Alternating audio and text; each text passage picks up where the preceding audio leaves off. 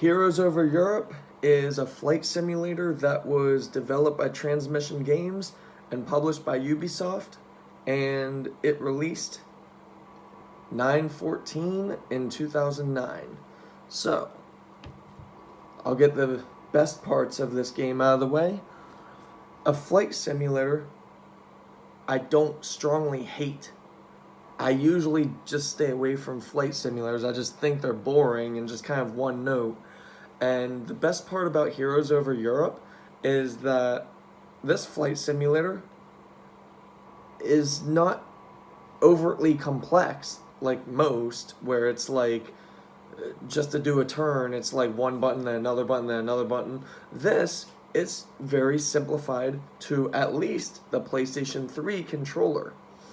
And that's one of the very strong and possibly potentially strongest aspects of Heroes Over Europe. It's very immersive in doing so, because not just that, it also has actually really, really good graphics for a 2009 flight simulator game. The environments look amazing. Maybe even better than the planes themselves. The planes also look really good. The character models look really good. There's dialogue in it, but it's not really... The facial animations and the character models, they look good, but most of the time they're just kind of still images progressing through the story. And that's another very strong aspect of Heroes Over Europe. I honestly did not expect at all to be implemented, and also that I would love so much. The story of Heroes Over Europe is not just a war story about planes.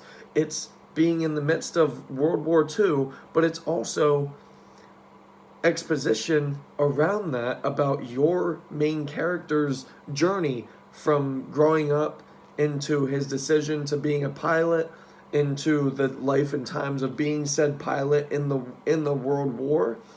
And this is also a really difficult and strategically based game. So if you just plan on going in just to shoot planes, you might die a bit. With that being said, there are 3 difficulty settings for the gameplay and in the story, and there's a multiplayer, but at this point in time, I don't believe many people, if any, play the multiplayer, the online portion of this game. But even just for the story alone, this is a very well-planned, well-thought-out game, well-developed game. I don't have many complaints about this particular PlayStation 3 game from 2009.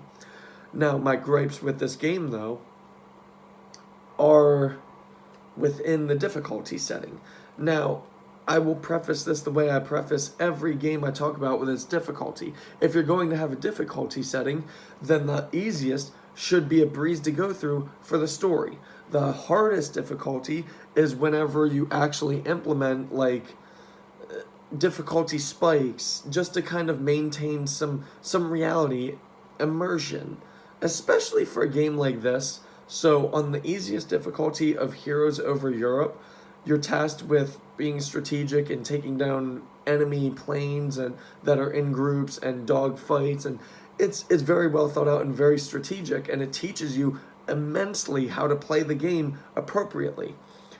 Now, my biggest problem with this game, though, is come mission 8 and after, where you're tasked to shoot and sink the big cargo ships that hold big turret guns and everything. The problem I have with that is, on the hardest difficulty, there should definitely be a difficulty spike to add realism and to immerse you into its reality.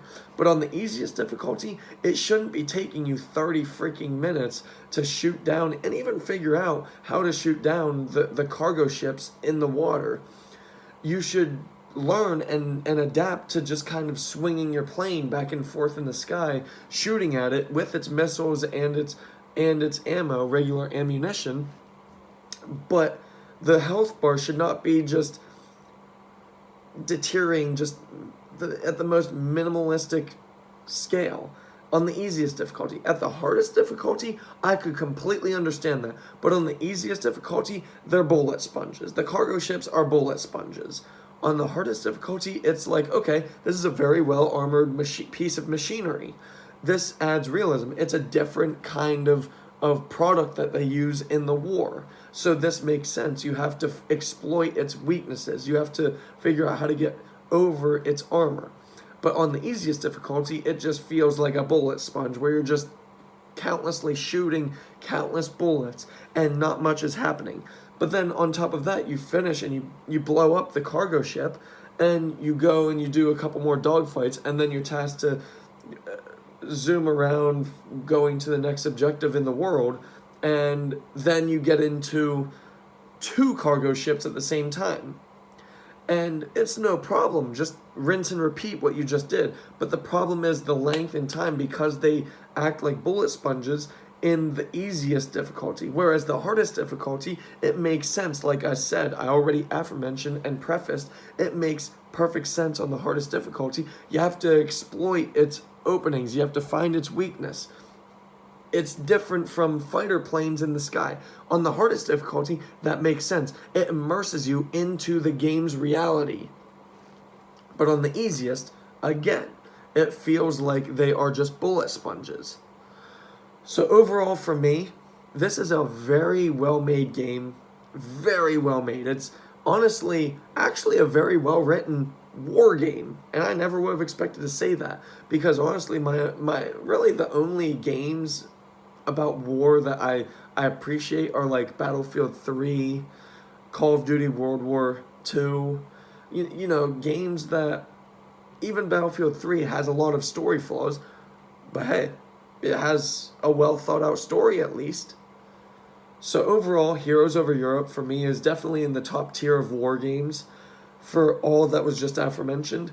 And my personal review, I would score Heroes Over Europe on PlayStation 3 a very solid and strong 8 out of 10. And I did not expect that right when I put it into my console. Now, I am really much looking forward to future flight simulators, because I will definitely be comparing them to Heroes Over Europe.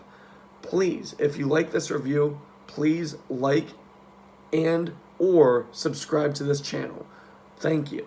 8 out of 10.